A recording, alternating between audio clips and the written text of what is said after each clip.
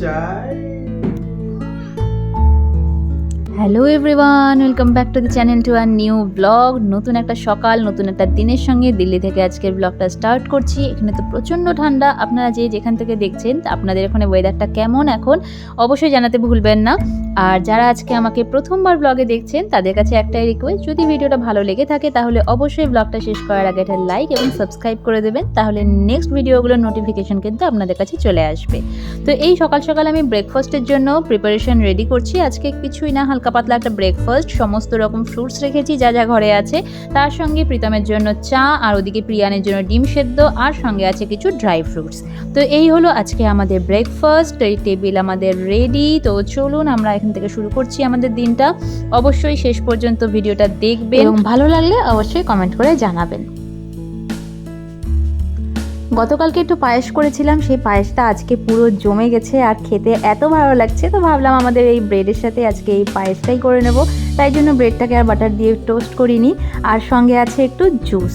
তো আমরা এখানটাতে ব্রেকফাস্ট করতে করতেই খুশি চলে এসেছিলো, তো খুশিও আমাদের সাথে আজকে একসঙ্গে ব্রেকফাস্ট করে নিল। আর প্রিয়ান সমানে একবার কাপ একবার বাটি এগুলো নিয়ে দৌড়াদৌড়ি করছে, কখন যে ওর হাত থেকে পড়ে কাপটা ভেঙে যাবে তার কোনো ঠিক ঠিকানা নেই।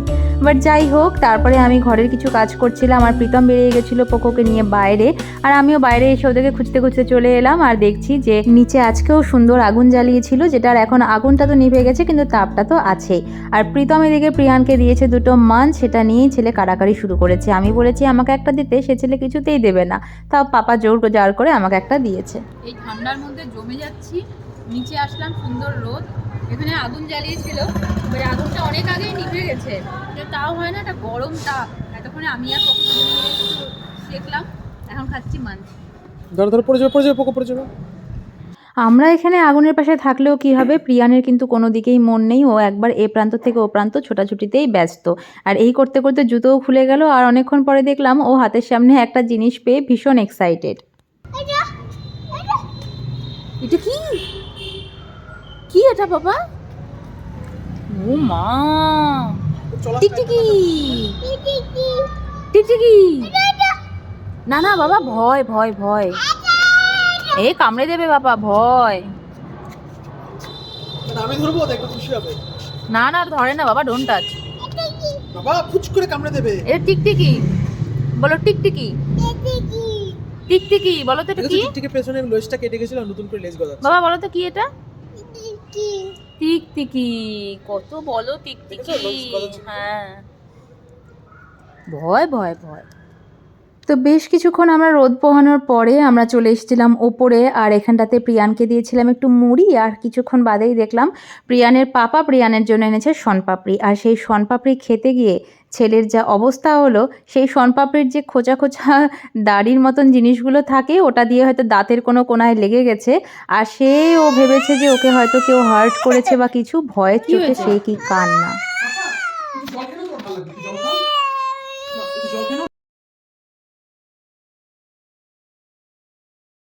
সে ছেলেকে আর কিছুতেই বোঝানো যায় না যে ওটা শোনপাপড়ি দিয়েই ব্যথা লেগেছে, কেউ ওকে মারেনি, ওর এটা খেতে এত ভালো লেগেছে, কিন্তু যেহেতু খোঁচা লেগেছে তাই আবার ধরতেও ভয় পাচ্ছে।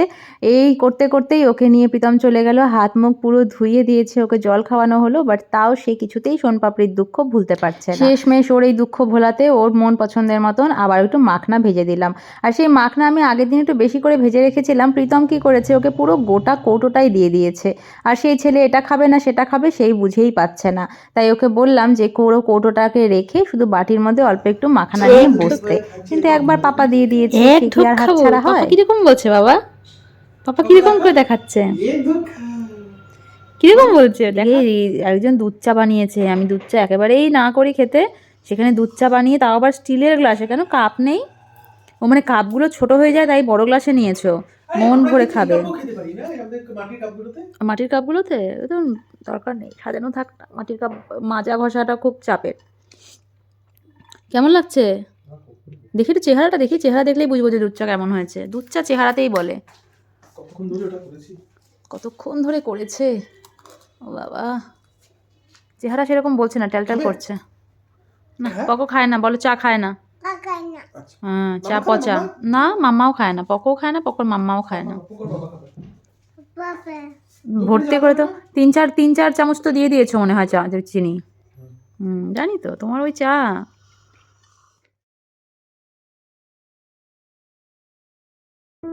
আজকে এত ঠান্ডা যে ঠান্ডার মধ্যে প্রীতমকে চা খেতে দেখে আমারও একটু খেতে ইচ্ছে করছিল, বাট জানি ওর বানানো চা মানে সে তার মধ্যে থাকবে পুরো চিনির শরবত, আর সেই চিনির শরবতের কথা ভেবেই আমার চা খাওয়ার সমস্ত ইচ্ছেটাই সঙ্গে সঙ্গেই চলে গেল।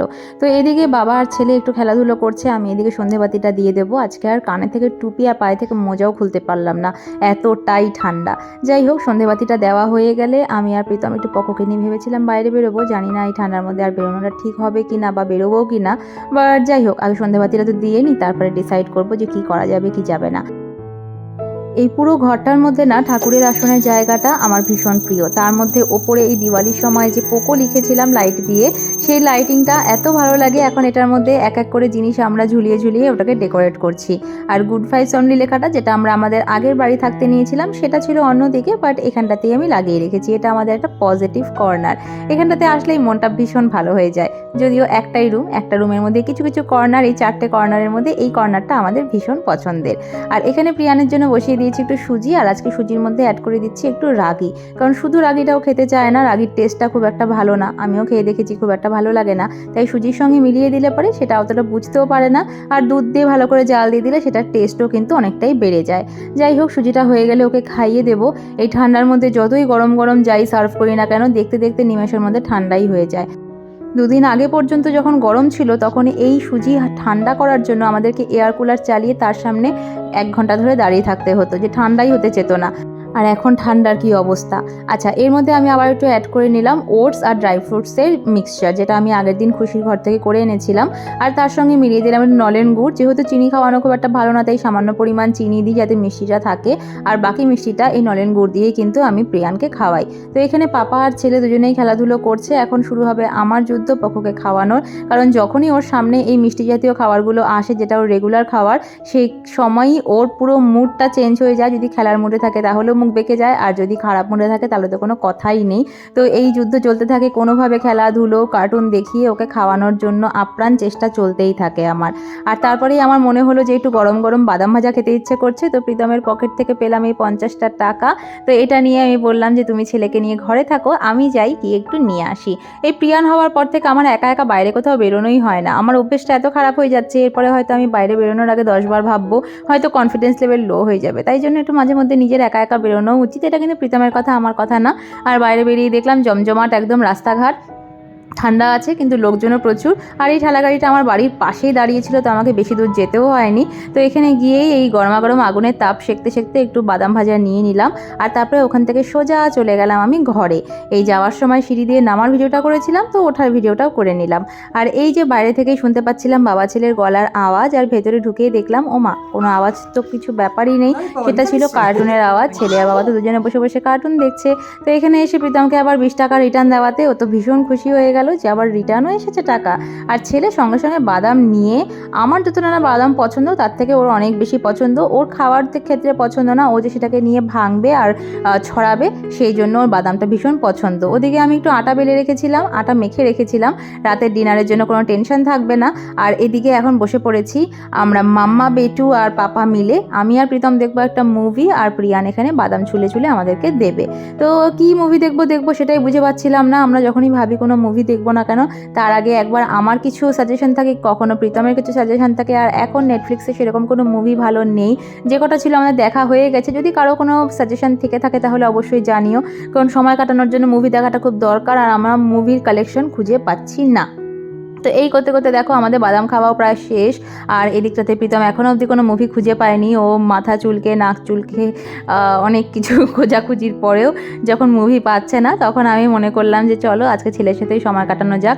আর ঠিক সেই সময়ে একটা মুভি আমাদের চোখে পড়লো, আর্টিকেল 370। তো বেশ ভালোই লাগছিল মুভিটা, কিন্তু তারপরে এই মাঝখানে প্রিয়ান গন্ডগোল করে দিল। এই যে পাস্তার প্যাকেটটা কোথা থেকে এনেছে, এনে এই চালের ড্রামের উপর বসে তবলা বাজাচ্ছে, আর সমানে পাস্তাগুলোকে খাটের এপাশ পাশে ছড়িয়ে ছিটিয়ে একাকার করেছে। তো বুঝলাম আমরা যে মুভি দেখা আজকে আমাদের পক্ষে সম্ভব না, তাই ওকে নিয়ে বাইরেই চলে এলাম, কারণ ঘরের মধ্যে ভীষণ হই হল্লা শুরু করে দিয়েছিল। আর এখানটাতে এসে বাবা আর ছেলে মিলে সেই ম্যাজিক দেখানো, জাদু দেখানো, নানান রকম খেলা খেলছে।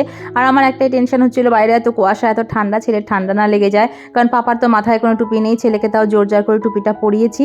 তো এই ফাঁকে আমি ঘরে চলে আসলাম, আর এসেই আমি বসিয়ে দিলাম রুটি, মানে রুটি বেলবো আর সেঁকবো গরমা গরম, আর তারপরে ডিনারটা কিন্তু করে নেব। আর এই যে নতুন আমি একটা শিখেছি, এটা আমাকে পাশের বাড়িতে আন্টি বলেছিল, মানে সিমরানের মা, যে এরকমভাবে গামলার মধ্যে কিন্তু একটা কাপড় রেখে তার উপর যদি রুটিগুলো সেঁকে সেঁকে রাখা হয় তাহলে কিন্তু রুটি শক্ত হয় না, অনেক ঠান্ডা হয়ে গেলেও কিন্তু রুটির একটা নরম ভাব থেকেই যায়। আর প্রীতম আজকে বলছিল যে শুধু নর্মাল রুটি আমি খাবো না, আমাকে একটু ঘি মাখিয়ে রুটিটাকে ভেজে দেবে, এটা খেতে বেশ ভালো লাগে। আর ঠান্ডার মধ্যে ঘি খেলেও খুব একটা বেশি সমস্যা হওয়ার কথা না, তাই জন্য কিন্তু আমরা মাঝে মধ্যে রুটিটাকে এরকম ঘিয়ে ভেজে নিই। আগে তেলে ভাজতাম কিন্তু সেটা খুব একটা হেলদি না, তাই এখন থেকে ঘিয়েই ভেজে নিই। তো একটা সাইড ঘি দিই আর একটা সাইড নর্মালি থাকে, তো বেশ ভালোই লাগে ভেবে খেতে। আর একটু দুপুরের মাংস ছিল, তো সেই মাংসটাও একটু গরম করে নিচ্ছি, আর সঙ্গে অল্প একটু পায়েস ছিল। তো এই দিয়ে করবো আজকে আমরা ডিনার। এই গরমা গরম খাবারগুলো দেখলে পরেই ঠান্ডার মধ্যে অনেকটা রিলিফ পাওয়া যায়, কারণ এই যে বসে থাকা বা ঘরের মধ্যে টিভি দেখা, মুভি দেখা, যাই করি না কেন, ঠান্ডা কিছুতেই কাটতে চায় না। যখনই গ্যাসের সামনে আসি তখনই ঠান্ডাটা অনেকটা কেটে যায়। আর প্রীতমের অল টাইম ফেভারিট এই পেঁয়াজ, এটা না থাকলে ওর কোনো খাবারই সম্পূর্ণ না, তাই যখনই ওকে খেতে দিই না কেন তার আগে পেঁয়াজটা না কাটা থাকলে পরে আবার খাওয়া ছেড়ে ওকে উঠতে হয় বা আমাকে উঠতে হয়, তাই এটা আমাকে সবসময় মনে রাখতেই হয়। ভেবেছি এখন থেকে কিচেনে একটা জায়গায় লাগিয়েই রাখবো যে খাবার পরিবেশনের আগে পেঁয়াজটা কাটা অতি জরুরি। তো যাই হোক, এই আমার পেঁয়াজ কাটাও হয়ে গেছে, আর আমি এখন সার্ভ করে দিচ্ছি প্রীতমকে। একটা থালার মধ্যেই নিয়ে নেবো, কারণ এই ঠান্ডার মধ্যে থালা ধুতেও ভীষণ অসুবিধে হয়, তাই একটা থালার মধ্যেই দুজনে মিলে খাবো, যাতে আমাদেরকে থালা দুটো দুটো ধুতে না হয়। তো এই হচ্ছে গরমা গরম আমি রুটি পরিবেশন করে দিয়েছি। আর সব থেকে নিচের যে রুটিটা, সেটা কিন্তু আমি ঘিয়ে বা তেলে কিছুতে ভাজিনি, সেটা শুকনো রুটি, এটাকে ছিঁড়ে প্রিয়ানকে দিয়ে দিয়েছি। এই প্রীতম আর প্রিয়ানের নামটা আমার এত বেশি গোলমাল হয়ে যায়, ও নিজের মতো নিজে খেয়ে নেবে। আর এই যে খাওয়া দাওয়া কমপ্লিট, প্রীতমকে একটু গরম জল করে দিলাম, কারণ ওর দুদিন ধরে গলাটাও একটু খুসখুস খুসখুস করছে। আর প্রিয়ানের জলও রেডি, এখানটাতেও একটু গরম ঠান্ডা জল মিশিয়ে দিয়েছি। তো ওর জল খাওয়া হয়ে গেলে পরে আমার শান্তি, কারণ এই ডিনার করানোটাই আমার কাছে সবথেকে বড় কঠিন ব্যাপার। কারণ সারাদিনে কিছু না খেলেও ব্যাপার না, কিন্তু রাত্রেবেলা খালি পেটে ঘুমোলে পরে সেই সকালে 11টা নাগাদ ঘুম থেকে ওঠে, অতটা টাইম খালি পেটে থাকলে পরে গ্যাসটাও হয়ে যাবে। তো এই যে এখন আমরা বেরোবো কোথায়, নাইট ওয়াকে, মানে ওই আর কি শোয়ার আগে একটুখানি দৌড়াদৌড়ি ঝাপাঝাপি করলে পরে প্রিয়ানের ভালো ঘুম আসবে, তাই জন্য ওকে নিয়ে এখন বেরোবো। তার আগে এই জুতো মোজা সব কিছু পরিয়ে ওকে রেডি করলাম। এবার ছেলে কিছুতেই মুখ ধোবে না, আর আমিও তাই জোর জবরদস্তি করে মুখ ধুয়েই ছাড়বো। তো এই যে জিনিসগুলো সবসময় আমাকেই করতে হয়, কারণ প্রীতম এই সব জোর জবরদস্তি কাজগুলো করতে পারে না, আর তাই জন্য প্রিয়ান ভয়ও পায় না। যত কিছুর দোষ সব আমার, কারণ মাম্মাই বকা দেয়, মাম্মাই শাসন করে, মাম্মাই সব। আর এই বিষয়টা নিয়ে প্রীতমের সাথে আমার মাঝে মধ্যেই খুব ঝগড়া হয় যে আমিই ছেলের কাছে খারাপ, তুমি তো কখনো কিছু বলোই না। তো প্রীতম বলে না না, ধীরে ধীরে ছেলে বড় হবে, বুঝতে শিখবে। আমি জানি যে হ্যাঁ, ছেলে এটাই বুঝতে শিখবে, পাপা খুব ভালো, পাপাকে কিচ্ছু বলে না। আর মাম্মা সবসময় খিটখিট খিটখিট করে, যেটা আমরাও আমাদের মায়ের সঙ্গে করে এসেছি, এটাই স্বাভাবিক। তো এই যে প্রিয়ান একা একা হাঁটবে না, কিছুতেই হাঁটবে না, তাই ওকে দুজন মিলে আমরা জোর জবরদস্তি পাতালি গোলা করে হাঁটালাম। আর বাইরে এসে দেখলাম যে ওর বয়সী আরও একটা বাচ্চা আছে আমাদের ফ্ল্যাটে, যেটা দেখে আমার খুব ভালো লাগলো, কিন্তু জানি না ওর এত শান্ত, ওর কখনো কোনো আওয়াজ এতদিনে